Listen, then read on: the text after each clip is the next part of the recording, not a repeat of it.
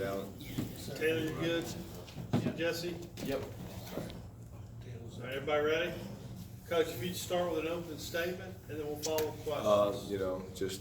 We've had a good week of camp and just trying to get better every week. I think that's what camp's about. We gotta clean some things up. I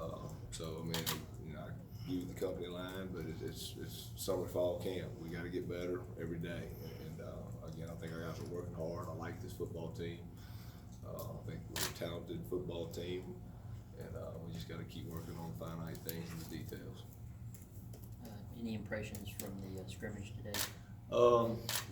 It's probably a typical first scrimmage, Pat.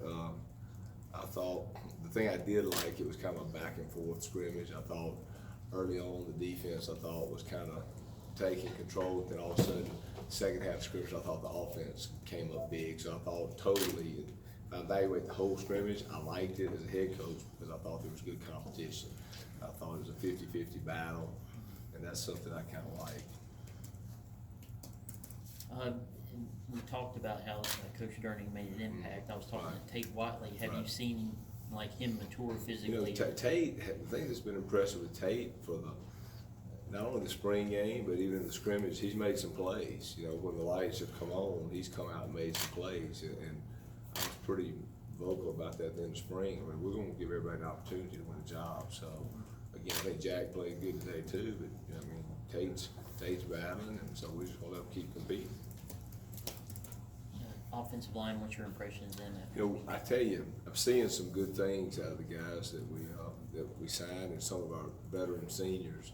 I felt like this week, Arvin and Drake and Ty, they've had good weeks. I think those three, and then when you look at Kalik and Tanner, they're coming on. That's expected.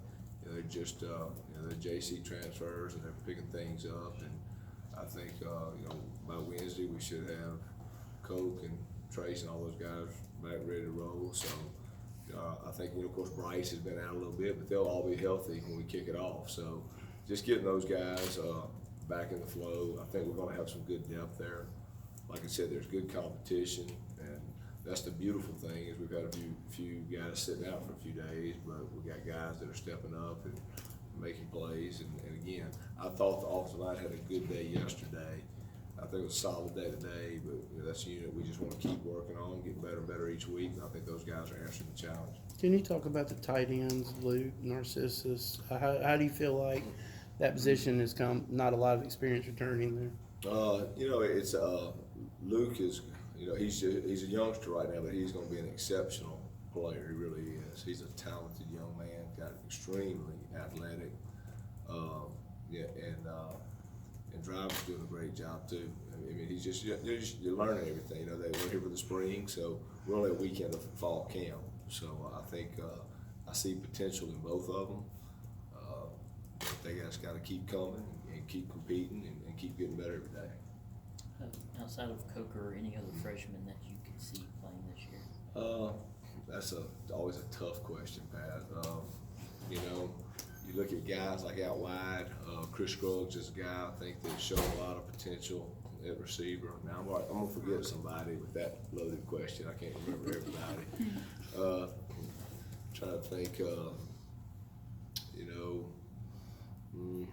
We just talked about Luke. He's a true freshman. I'm not talking about JC kids, but true freshman Luke's a kid that's got a potential. D. Baker is a guy that D's come in and had a decent week of practice the first week, and he showed some signs there, so he's put himself in that position. We just have to see. Just going to have to just see how it unfolds and see the secondary. We've got quite a bit of experience back there returning, but even Markel McLaurin, I think, has had a really good camp. He's a kid that's kind of impressed me early with too, football savvy. He's got a lot of instincts. So again, we'll let him keep competing. We've only been in camp a week, and we'll see who comes to the forefront. I saw TQ put a shoulder down. Yeah. Well, TQ's another young man. TQ, that's a deep spot at running back right now.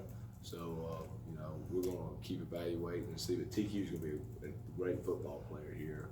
I'm saying as he just battles through that competition at running back, we'll see when we get to kickoff time where he is on the depth chart. do you think the wide receivers played today, and how good can this group be this year? I think they're an extremely talented group. They really do. There's a lot of guys out there that can make plays. So that's something that as a head coach you like. We got guys. There's not just one or two guys that can make plays. This can be an exceptional group. It really can. And I think that's we've got to have those guys make plays for us to be successful. But the talent is definitely there. Can you talk about, you're so deep at every position, but the numbers that you're at now as compared to when you got here and how much that makes a I difference? don't know if we're so deep, Well, we're but, just not. yeah, you're not as We're deep. not as emaciated as Yeah. we were in a lot of places. We're back to about 81, 82. And a lot of times, I think that was the first day of practice. You said, "Hey, coach, there's a lot more players on the field." And I'm like, "Well, there probably are." It's just we have 15 more scholarship guys out there. I just think getting the numbers back to, 81, 82, you're almost kind of full strength there. So I think that's allowed us to have more depth. And there's always positions on a football team that are deeper than others. But I can remember like 2 years ago, our first year, we had basically no depth at quarterback. We lost Nick, and then we wound up with a linebacker 2 years ago. I was sweating bullets right there. About week 4 of the season, I was like, we lose one more, we're gonna be playing gap 8 defense right here the whole rest of the season. We're getting to that point now where we do have some 2s and 3s that can get in there and play, and we got to keep developing that depth. Coach, Kyle is a guy I know you guys expected a lot of last year. Right. Did you expect him to have that season he did in his first year? Yeah, I tell you, Kyle, Tim and I were talking about that earlier. Last year the secondary was kind of unknown.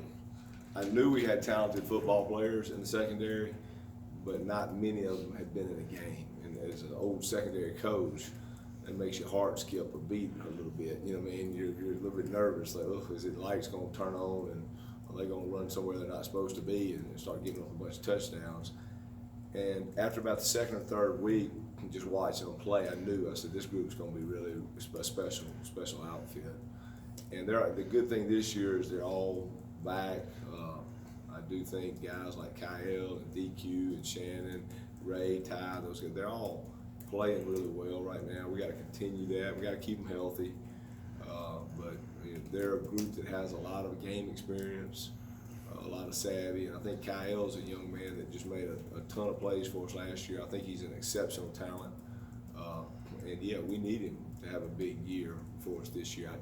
I always think a guy like Kyle, I think, is the next level talent. So I do think he will have a big year, but he understands he's got to go do it. We can't wish and hope it, but he's working hard, and I expect big things out of him. When does you talk about this being the summer competition? Mm-hmm. When does the depth chart start solidifying? If you Well, we'll it's all watch weeks? this today. Was the first step, Tim. We'll look at it again. We'll look at it today and just see who's making a move. Leaving the scrimmage today, a couple guys that really kind of made a push on the depth chart. And this is just from the naked eye, Tim. I ain't gone out. I might be calling you at midnight tonight saying, wait a minute, hold that thought, Tim.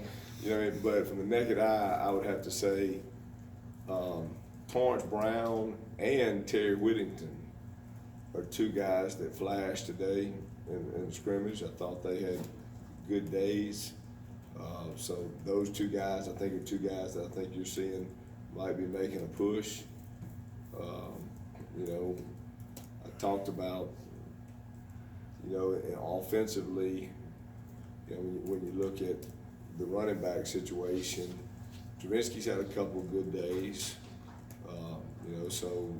He's doing some good things right now. But also there's still Kevin Perkins, I think, has some solid, tough physical runs in there. So those guys are making pushes. Andrew Stein's a young man in our kicking game. I think's had a good first week too, and he's a guy that's certainly made a push in our kick game. So of course I know I'm missing somebody. Chris Scruggs was having a good camp, and he had first three or four days. He's a talent that. But right now when you look at that receiver pool, there's competition. you gotta come out every day, cause like I say, he's good one day, and then, but you gotta remember that group, you know, from Jordan to Jalen to Quez to Michael to Trevor to Neil, you know, I mean, the list goes on and on and on. There's 3 or 4, you know, I can't name the whole receiving corps, but it's, there's competition out there, so we just gotta let them go. Coach Tim Jones, has he really Tim, kind of? how can I forget him? See, there, I'm getting old and senile. Pat, and Tim's, I think, had a great touchdown today, and I think Tim's a next level talent too. So I mean, again, that's there's Tim's to me.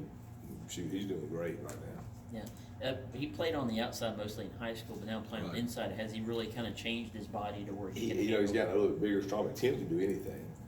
And I felt like that early, you know, that's why we signed him. We felt like he could be a next level receiver, but he's made big plays since he's been here. I think Tim's a guy today you saw make big plays. So Tim, again, we do have a receiving corps where we can just kind of throw the ball out there. It might be Tim, Quez, Jordan, Trevor, Jalen, you name it. You know, we can roll those guys. I mean, it's just there's a talented bunch. So again, that's a good thing for a quarterback and an offense to have. Coach, could you talk about your guys at middle linebacker? I would say Rakeem has had a really good camp. I think he's kind of established himself as one of our defensive leaders. Now, we talk about competition. We just talked about receivers, right? So now we want to talk about, you tell me, you know, you've been at practice through, if you look at that bunch, you got Santrell, Tyree, Swayze, even Hayes, you know, they're all battling. And, you know, as a football coach, those guys are going to play football. I mean, there'll be quite a few guys you see play inside because they've all proven they're talented football players. We just got to figure out, you know, who that guy. I would say Rakeem probably has the edge of being one of those guys as a starter. Now he's got to continue that on, but I think he understands that. But I would say for that other spot, that gate's wide open, you know. So we just got to let them play it out on the field. I think that's you know too a good thing because every morning you wake up, you know, if you have your B game, he's gonna have his A game, you know, and you know, I could be getting knocked off that chart. So it keeps him competing.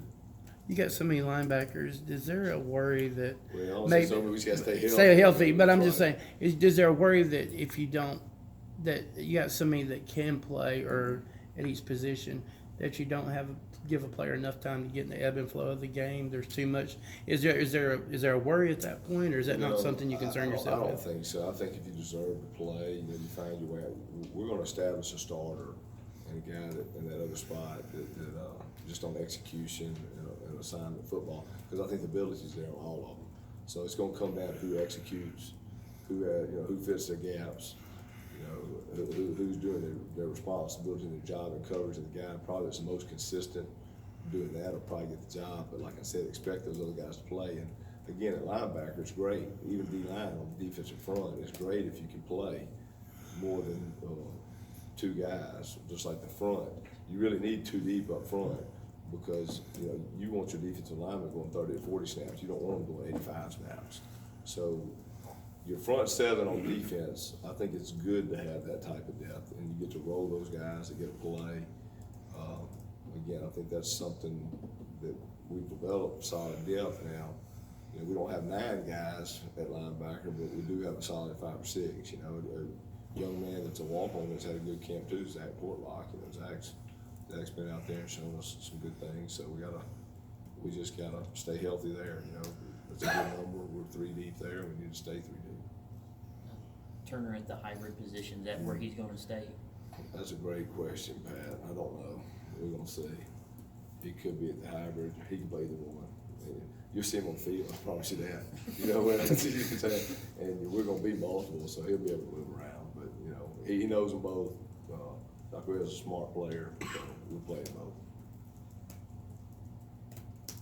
both. Coach, Couple more. yeah, Coach, just last year, when you look at the conference play, I mean, there were games where it was 1 point or 1 field goal that was made the difference.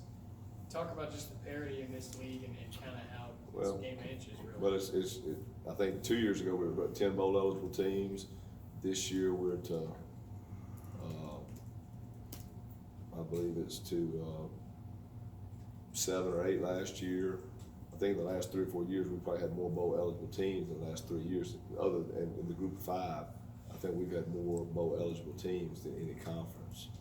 So what that tells you is, week in and week out, you're playing a team with a winning record. You know, you're not playing a team that's 2-9. You know, you're playing a team that's got a winning record. So that means every week you got to be ready to play. I think that's one thing Conference USA in the last couple of years has done. And I think that's a stat. I know we're at the CUSA media days. I think there's a stat they alerted us to. I think in the last 3 years we've got more bowl eligible teams than any conference in the group of 5. So again, I think that says something positive about Conference USA and the football competition that's out there. And of course, this year in our non-conference schedule, we actually have 4 bowl teams. Not one team even in our non-conference schedule didn't go to a bowl last year. So we know each week and every week is a challenge. We got to be ready. How do you feel about those non-conference games? I tell you, like I said, we got to be ready. They're all challenging football teams. Again, we'll take them one at a time. All we can worry about after another week, we'll get ready right now for the season, but about another week, Alcorn's on the game, on the schedule right here shortly. We'll focus in for our first one, and you got to play the first one before you play the second one. But I think our players know each week, whether it's in conference or out of conference, we're going to be playing tough balls. Anything else? Coach, thank you. All right, guys, thank you. Thank you, Coach.